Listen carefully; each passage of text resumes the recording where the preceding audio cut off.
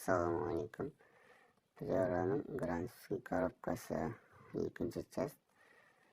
Шешуін көрсеттігінде разборкілік бұзуы. Бестің шестеріңкісімен қасындағы шестеріңкі айқасып қалған. Шестеріңкілері сынған екен. Мынандай болып жатыр. Бұл неге бұлай болды? Болттар ағытылмаған орнында тұр. Енді қазір ары қарай бұзып себебін іздейтін боламыз.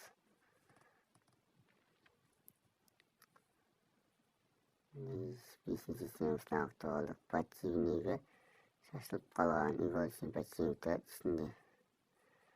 Пластмассалары сынып, подшипник шашылып қалған. Осыдан болған деп ойлаймын. Ар жағын тағы бұзып қараймыз.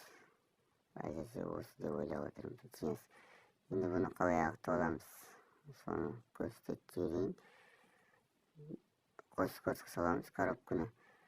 Ол үшін бестің елкісіндегі стопырды аламыз. 14-терде басқа базыда приораға дейінгі оңға болып тұрады. Мына жерде мында шпонка шпилік тұрады. Соны ағытып тастаймыз. Коробканы скоростьқа саламыз.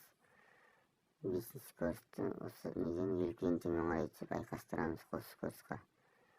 Обязательно мына лайкінің стопор жеткен жерлерін кейін қарай қайырамыз. Әйтпесе резваны сарғайт етіп жібереміз. Сосын күшпен ақтып аламыз. Енді міне коробканы бұзып болдық.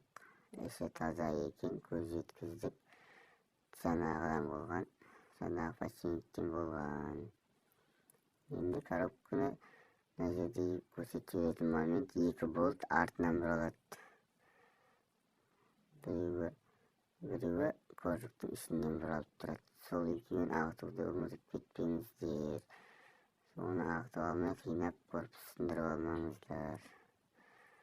Және де тағы бір айтатын жайт, міне мына жерде біз көрсетем стопорный болт бар, тоже заднің шестеріңкісін бекітіп тұратын.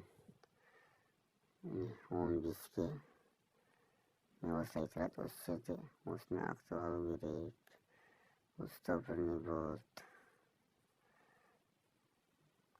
Сосын мына 2 подшипникте де стопор тұрады. Ол стопорды алмай корпус шықпайды. Мына жерде тұрады 2 стопор. Соны алып жіберіп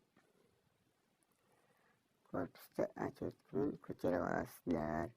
Және барысы обратный порядкіде прокатка болмайды. Жақсылап герметик жағып, герметикпен оталасып ұстайсыздар. Біз ауыстыратын заттарымыз задний бесінші скоростьтің шестеріңкісі қасындағы кішкентай шестеріңкі муфтысымен сборе ауысады. Сосын мына подшипникті алу керек. Мынау ұзын игольчий подшипник бесінші шестеріңкінің ішінде тұрады.